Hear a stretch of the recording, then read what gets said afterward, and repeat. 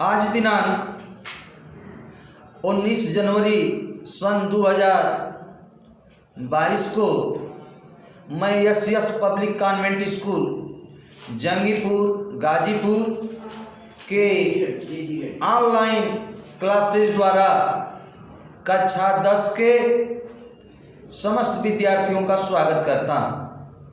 प्रिय बच्चों, आज की वीडियो में मैं प्रश्नावली 13A का दूसरा सवाल हल करने जा रहा हूँ। आप लोग जब पढ़ेंगे तो अपने सामने अपनी किताब को खोल करके रखेंगे। श्याम पट पर प्रश्न नहीं लिखा गया है, केवल चित्र बना करके मैं प्रश्न को सॉल्व करने जा रहा हूँ। आइए हम लोग इसको सॉल्व करें। देखिए, श्याम पट पर जो चित्र बना है यह एक इसी आकृति का कैप्सूल है। इसका कुछ भाग बेलनाकार है तथा दोनों सिरे जो है अर्धगोलाकार हैं।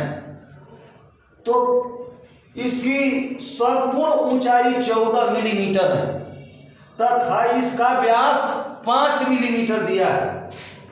जो कैप्सूल बता रहा है इसका व्यास जो है 5 मिलीमीटर है। जब व्यास 5 मिलीमीटर है तो इसका त्रिज्या जो हो जाएगा 5/2 मिलीमीटर। और इस कैप्सूल का संपूर्ण ऊंचाई 14 मिलीमीटर दिया गया। तो इसको देखिए, यह अपनी ओर से यहाँ पर अर्धगोले की आकृति को अलग कर दिए है, रेखा द्वारा बांट दिए। तो यह जो आकार है, इतना भाग जो है बेलनाकार है, ऊपर जो है एक अर्धगोला है, नीचे भी एक अर्धगोला है या अर्धगोला की आकृति है। इस कैप्सूल का हमें पृष्ठीय क्षेत्रफल ज्ञात करना है। तो जब हम इस रेखा को खींच दिए, अर्धगोला की आकृति निर्मित कर दिए, यहाँ भी हमने इस आकृति को खींच करके अर्धगोला को निर्मित कर दिए। तो यह जो कैप्सूल है 3 भाग में बट गया। यह जो भाग है अर्धगोलाकार, यह जो सेकेंड वाला भाग है यह बेलनाकार, और नीचे वाला जो सिरा है यह अर्धगोलाकार है। हमसे पूछा जा रहा है कि इस कैप्सूल का, इस आकृति का पृष्ठीय क्षेत्रफल बताओ। तो हम जो है दोनों सिरों पर बने अर्धगोलों का वक्र पृष्ठ निकाल लेंगे और उसके बाद जो बीच में बेलनाकार आकृति है उसका वक्र पृष्ठ निकाल लेंगे और बेलनाकार भाग का वक्र पृष्ठ और दोनों सिरों पर बने अर्धगोलों का वक्र पृष्ठ जोड़ देंगे तो कैप्सूल का पृष्ठीय क्षेत्रफल ज्ञात हो जाएगा। तो आइए इसको हम लोग देखें। संपूर्ण ऊंचाई कैप्सूल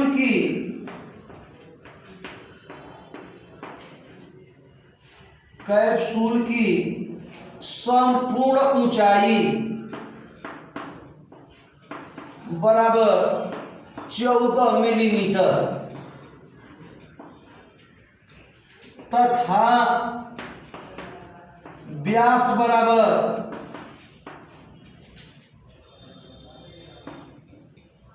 5 मिलीमीटर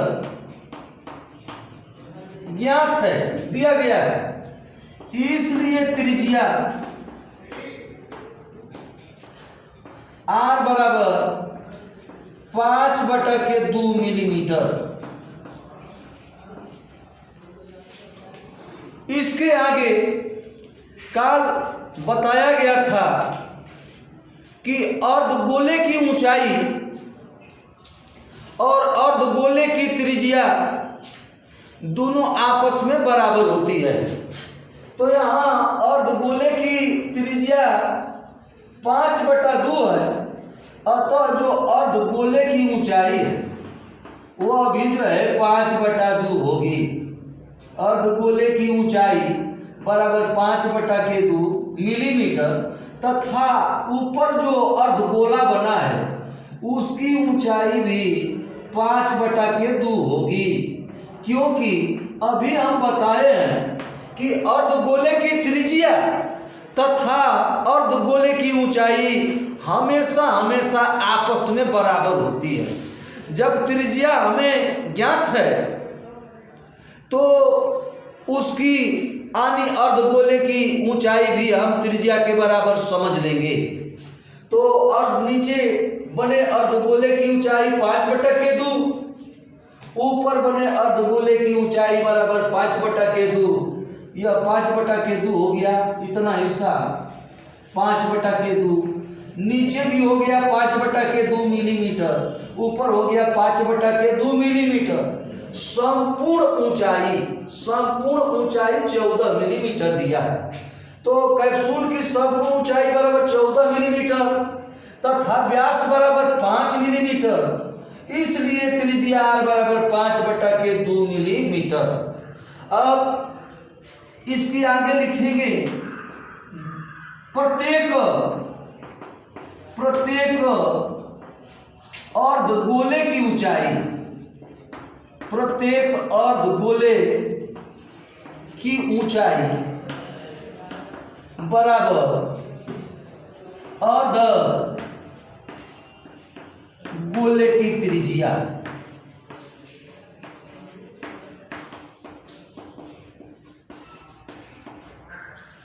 बराबर 5/2 मिलीमीटर। ऊंचाई हमने ज्ञात कर लिया दोनों अर्धगोलों की। अब इसके आगे लिखेंगे बेलनाकार भाग की ऊंचाई। यह जो बेलनाकार भाग है मध्य में, इसकी ऊंचाई हमें ज्ञात करना है, क्योंकि वक्रपृष्ठ ज्ञात करने के लिए हमें ऊंचाई की जरूरत पड़ेगी। अब बेलनाकार भाग की ऊंचाई बराबर कैप्सूल की जो आकृति है उसको प्रश्न में कैप्सूल नाम से दिया गया है। कैप्सूल की संपूर्ण ऊंचाई माइनस दोनों अर्धगोलों की ऊंचाई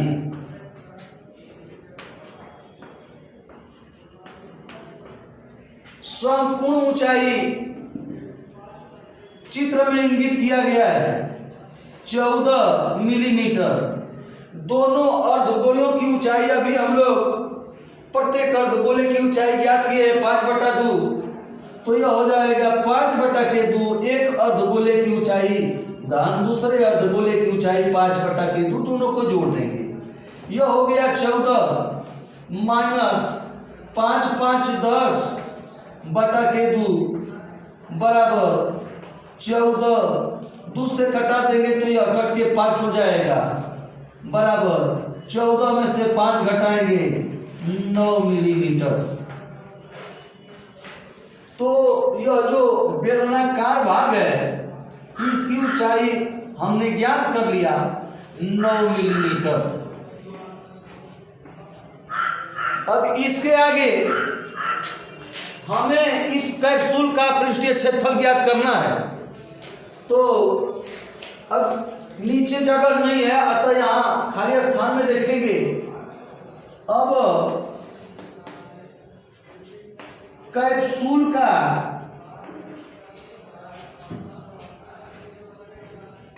पृष्ठीय क्षेत्रफल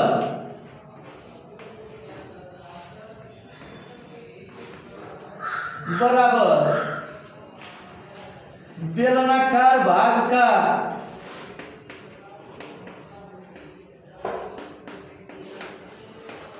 पृष्ठीय क्षेत्रफल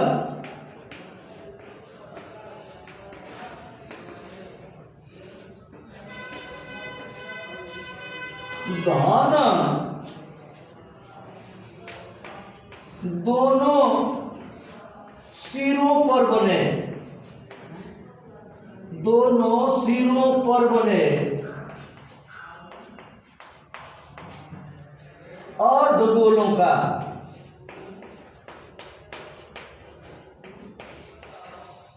पृष्ठीय क्षेत्रफल। तो बेलनाकार भाग का पृष्ठीय क्षेत्रफल, बेलन का पृष्ठीय क्षेत्रफल सूत्र होता है 2πr(h). तो इसका सूत्र पहले लिखेंगे, सूत्र हो गया 2πr(h). बेलन का वक्र पृष्ठ बराबर 2πr(h) सूत्र होता है। धन दोनों सिरों पर बने अर्धगोलों का पृष्ठीय क्षेत्रफल, यह दोनों सिरों पर अर्धगोले बने हैं, तो गोले का पृष्ठीय क्षेत्रफल का सूत्र होता है 4πr²। और यहाँ अर्धगोला है तो उसका आधा कर देंगे, तो एक अर्धगोले का पृष्ठीय क्षेत्रफल 2πr² और पुनः दूसरे अर्धगोले का पृष्ठीय क्षेत्रफल 2πr²। इसको हम चाहें तो दोनों को एक में योग करके 4πr² लिख सकते हैं, क्योंकि दोनों की त्रिज्या आपस में बराबर है। एक में भी हम मिला के 4πr² से हल कर सकते हैं या अलग अलग सूत्र लिख के हल कर सकते हैं, उसमें कोई गलती नहीं होगा। तो अब आइए देखें इसमें कॉमन, चूंकि जो बेलन है अर्थात बेलनाकार भाग है उसकी त्रिज्या और अर्धगोलों की त्रिज्या दोनों आपस में बराबर है, तो यहाँ r कॉमन हो जाएगा और r के साथ ही साथ 2π तथा r कॉमन रख लेंगे, तो यह बच गया h प्लस इसमें का एक r बच जाएगा और इसमें का भी एक r बच जाएगा। अब हम मान रखेंगे 2π का मान 22/7 r का मान 5/2 कोष्टक में h का मतलब बेलन का h ऊंचाई है, तो बेलन का ऊंचाई हमने 9 ज्ञात कर लिया, 9 पुनः r का मान 5/2 धन r का मान 5/2। आगे देखिए यह 2 से 2 कट गया, अब इसका गुणा कर देंगे 5 दूनी 10, 5 दूनी 10 से 11 110/7। कोष्टक में इसका लघुत्तम हो गया 2 2 18 और यह 5 + 5। अब इसके आगे यहां देख लें बराबर 110/7 और इसको जोड़ेंगे 18 + 5 + 5, तो यह योग में 28 हो जाएगा।